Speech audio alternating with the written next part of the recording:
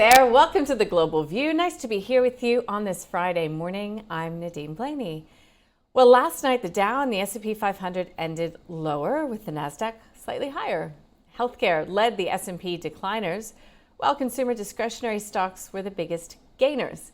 Shares of Nvidia recovered some of their recent losses after a bullish report from Bank of America Global Research.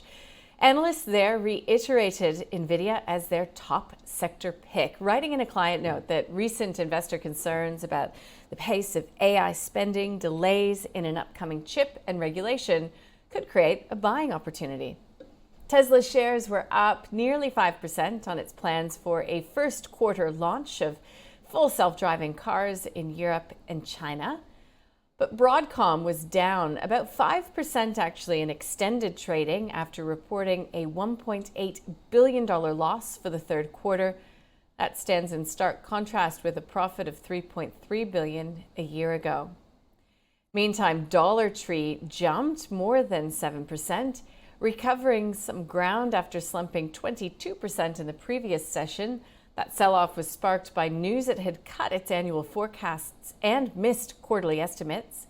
It was actually the biggest gainer on the S&P 500 overnight. The MSCI Global Equities Index edged lower as investors digested mixed economic data. U.S. Treasury yields fell. Two-year yields reached a 15-month low after ADP's private sector August jobs data showed fewer new jobs than anticipated. The U.S. 10-year Treasury yield ended down at 3.73%.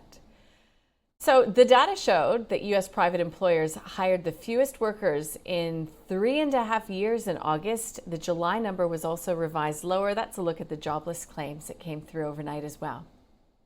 Of course, the main event comes tonight with the U.S. non-farm payroll report. Economists are expecting 160,000 new jobs for August, up from 114,000 in July. Traders still see a roughly 59% chance that the cut will be just 1/4 of a percentage point. We heard from San Francisco Fed Reserve President Mary Daly overnight. She said that the Fed needs to cut interest rates to keep the labor market healthy, but says it now comes down to incoming economic data to determine by just how much. So obviously that jobs report tonight going a long way to that. She's warning, though, against over-tightening. So to get a view on how all of that data, the news, the expectations for the Fed play into market positioning, I spoke with Dave Sekera from Morningstar. He was in New York. Areas within the marketplace. So in our third quarter market outlook titled Market Drivers Shifting from Thematic to Idiosyncratic, we outlined those reasons why we saw better valuations in the value category as opposed to the core and the growth stocks, as well as into small cap stocks and mid cap stocks. And really that's what we've been seeing about the past 6 weeks or so. And based on our valuations, we think that still has further room to run. Okay, so how do you see it playing out, particularly when we know that we have the U.S. election looming? Yeah, so right now the market overall is pretty fairly valued, in our mind. So I would actually look to keep a market weight position on U.S. stocks at this point. But I do think, September and October could be pretty choppy, and that actually may give investors opportunities to move into overweight positions. Now, historically, September has always been a tough month for the U.S. equity markets. We're certainly seeing that over the past couple of days, starting to play out again. And then, of course, in October, we really have two events that are coming up. So one, I think a lot of traders in the U.S. would look to exit positions by the end of October, before we get into the risk of the U.S. presidential elections. But of course, we also have third quarter earnings coming out in the middle of October. My concern there isn't so much that I think that they may miss earnings in the third quarter, but really what could happen is that companies might start reducing their guidance for the fourth quarter or even going into 2025.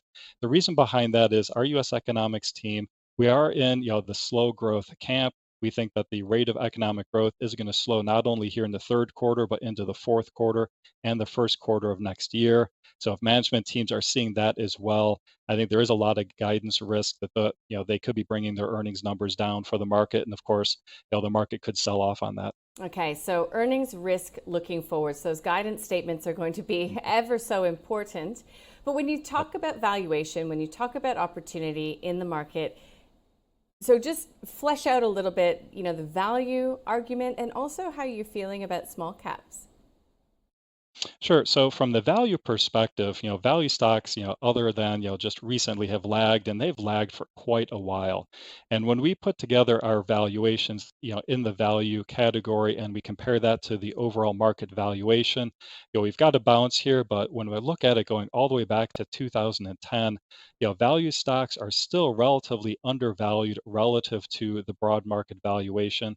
And so that's part of the reason there why we think that still has further to run. And similarly, when we look at small cap stocks and look at the valuations there relative to our broad market valuations, again, they've come a little bit off the bottom, but looking all the way back to 2010, they're still very near some of the most undervalued levels relative to the overall market. So it's really the valuations between those two that we expect to correct over time, why we think both of them have, still further to run. But having said that, more from even like a technical point of view, small caps, historically have performed very well when interest rates are declining and the Fed is easing monetary policy. And of course, value stocks I do think should outperform as compared to growth stocks as we see the economy slow over the next couple quarters. Okay, so there you go. That's, I guess, the factor, the quality. When it comes to specific sectors and stocks, are there some sectors that you have, shifted your view on recently, Dave? Well, to the downside, we actually changed our recommendation to an underweight on the utility sector. Now, we were an overweight at the beginning of 2024, but after rising, I think over 22% year to date, utilities as a sector are now trading at about an 8% premium. Of course, the story there has been that rising electricity demand from AI as compared to traditional computing, is really going to end up bolstering, demand and earnings for utilities, over the long term. Now, we've already actually incorporated that, into our earnings estimates.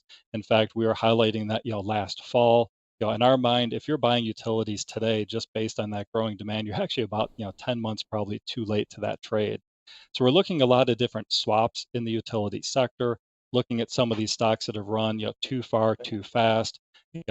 Two-star stocks I would highlight that we think are probably pretty good sells right now are Southern Company and Dominion Energy, and to look to swap those into some of the other utilities that remain undervalued. So the two I'm going to highlight there are four-star rated Evergy. It's actually a recent new pick that our utility team has put out there. It's one of the more undervalued stocks in the sector. The other one is going to be four-star rated NiSource. That trades at about a 5% discount, but still pays over a 3% dividend yield. Okay, interesting. Great. When do you think, or what is your view on consumer related stocks, be that discretionary or staples? Well, it's really going to come down and be very idiosyncratic in the consumer defensive sector. That's actually one of the more overvalued sectors in our view today. Trades at about a 14% premium.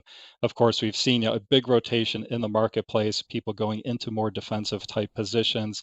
But there's still a number of different food stocks there, and there's also a number of different more product-oriented companies. Kenvue, it's a four-star rated stock, trades at a 15% discount. That's one where we see their turnaround taking hold. We expect to see margins move to the upside. And if you're looking for, some of the highest quality of the high quality companies, Clorox, company we rate with a wide economic moat, trades at a 9% discount, still over a 3% dividend yield. So I'd look really more for those idiosyncratic situations, in the consumer space and steer clear of, those type of names where they're really going to be much more levered to not only consumer spending, but more consumer discretionary spending. Target would be a stock that trades at a 15% premium to fair value. We think generally the company has a pretty undifferentiated portfolio of products. That would be one that, that type of situation I'd steer clear of for the next couple quarters. Yeah, all right, thank you. Okay, so you're underweight technology, which you have outlined previously. It would be remiss of me not to ask for your view on NVIDIA after that massive fall. This week, we had Bank of America analysts saying that it could actually be a bit of a buying opportunity now. What do you think? We think NVIDIA is actually pretty fairly valued, near the current levels today. Really, why did the stock pull back? It's a combination of a couple of different things. They beat, earnings, but they beat earnings by a lot less margin than when they've beat, in the past. The guidance that they provided for this quarter, while it was in line with expectations, prior quarters, had always been above expectations. So I think from a point of view from the sentiment, it took a lot of wind, out of the sails. So we maintained our $105 share, valuation there. So it's still pretty close to that three-star category, meaning that we think it's fairly valued at this point. But again, there's still a lot further room to run, in the AI space, just generally.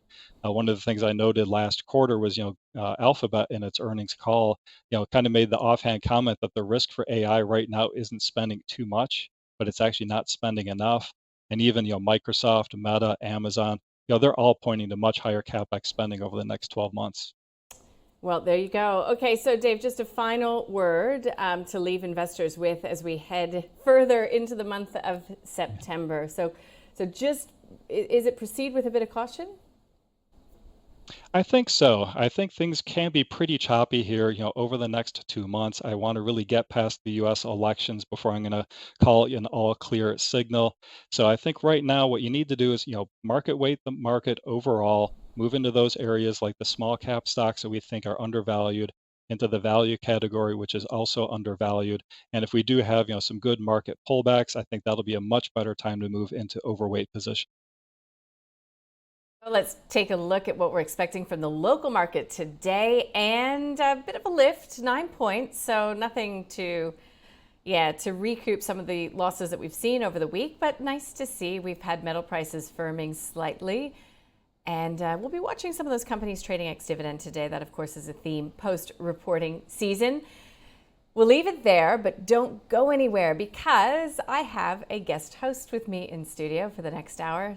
David Scott. Scotty will be with me. We're getting the band back together for you. Stick around.